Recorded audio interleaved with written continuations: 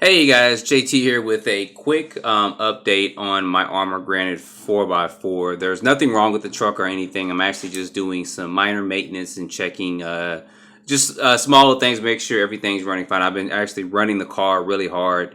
I've been doing jumps and stuff when I let some other people try it as well, and they've enjoyed driving the truck as well. So I actually have the truck apart, but I wanted to show you guys a couple of things with this. I actually have the transmission disassembled somewhat, and I wanted to point out a couple of things that ARRMA's kind of did to make sure this truck is user friendly and easy to work on. So if you guys can see in there, let's see if we can get this at the right angle.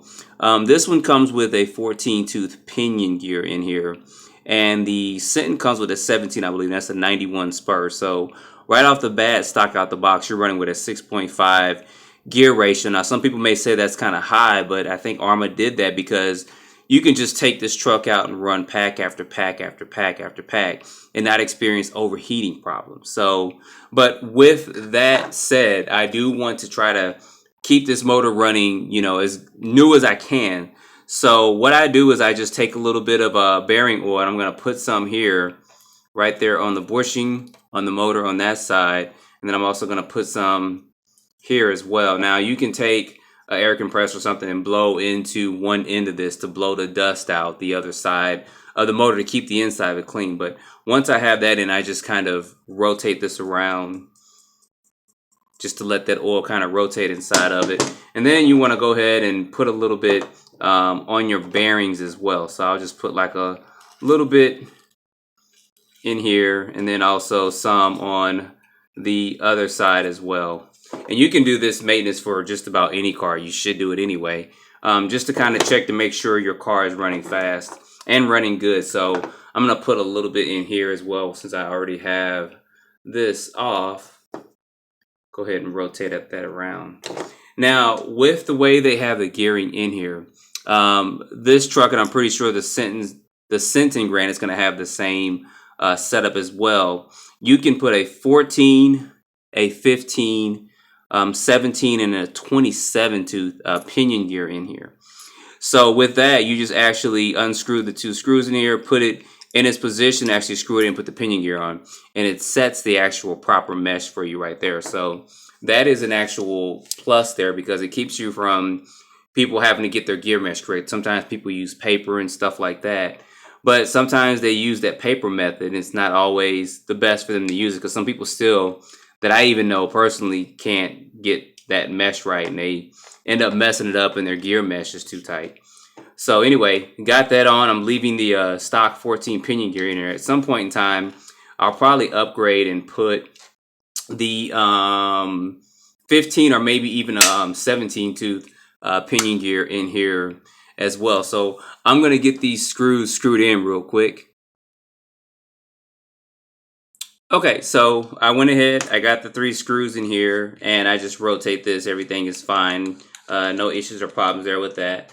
So next thing I want to do is I want to install this back into the vehicle. So hopefully we're getting this at a pretty good angle here.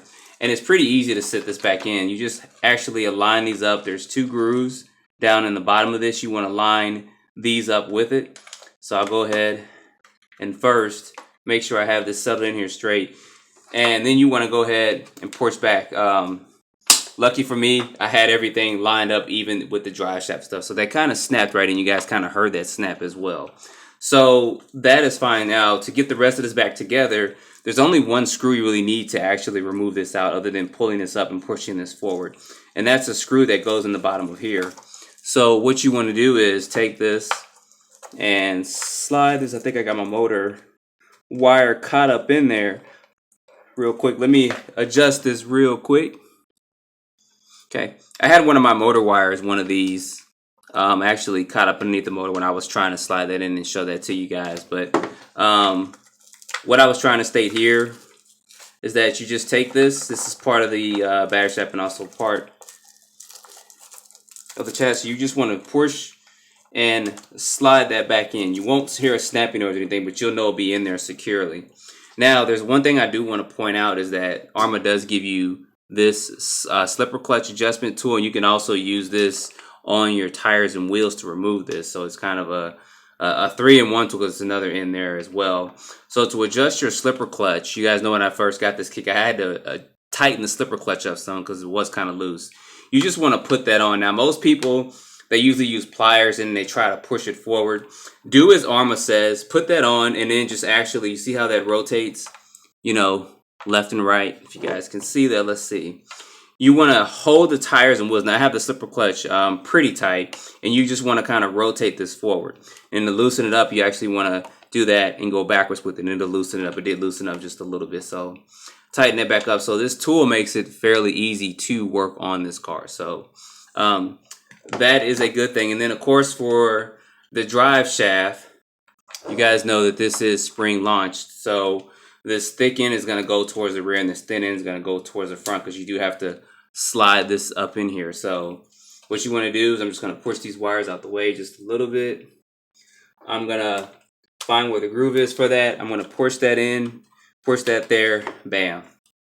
That's all back together. It'll probably take you all in all 5 to 8 minutes to remove this. And if you're going to change the pinion gear, another minute or two, and then change the pinion gear for that. Now, one other thing I do want to point out is I did test changing the servo out. There's nothing wrong with the stock servo. I just wanted to actually see how it was to change it. I mean, you can visually watch videos all day, but you don't really know until you actually get in there and do it. So it is 4 screws, 1, 2, 3, 4 to remove. And there's also a screw in here that's attached to the servo horn that you'll need to remove that as well. Once these 4 screws are removed, and this 5th screw is in there is removed, this whole casing right here will actually come up. Once that comes up, if you're changing out your servo, like I said, I'm just testing this and just trying a different servo, and I want to actually work on it. It's just these 2 screws to actually lift this up and get into your receiver that's housed in this box there. So the next things I'll probably work on is the differentials. I do want to see how easy it is to get to the differentials, front and rear, and then also the shocks. I mean, the shock well you guys see is set perfect for this car, and there's not too much really you need to do to it. I mean, straight out the box, it'll be fine and running well, and I don't expect anybody will have any problems or issues with this. And you guys do see how thick these drive shafts are, so don't expect these to be breaking within the first month or two. So I'm not sure exactly. I know people have asked me several times, brushless. I don't know what ARRMA is going to do with their brushless power truck. I know they'll probably do a couple of updates to this platform here to make it brushless.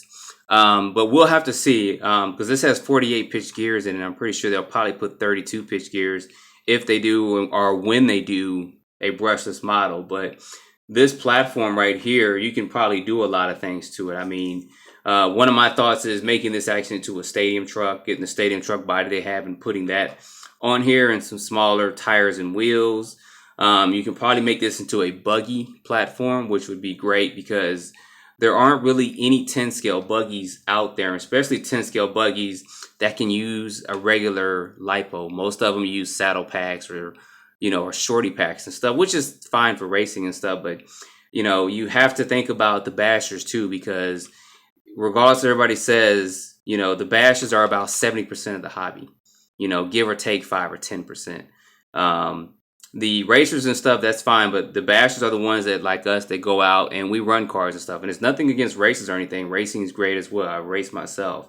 But we kind of want a platform we can kind of go out and take and run. And I'm interested if they do make like a Raider 4x4. That would be pretty awesome there if they did something like that. So anyway, guys, that is just a minor update, and just kind of, I did some routine maintenance on this and just checking a couple of things. And I wanted to see how easy it was to work on this truck compared to some of the other platforms that are out there as well. And it's fairly simple to work on. So the next thing, like I said, I'll be updating. I'll be taking the differentials out and taking a look at those and just seeing, how those are, which you guys saw how beefy those were. They're bigger than the Outcast Diffs. So that's very interesting. So they are probably getting ready for a brushless model. So as always, guys, don't forget to like or dislike, subscribe if you have not. And as always, stay tuned for more videos. Thanks for watching.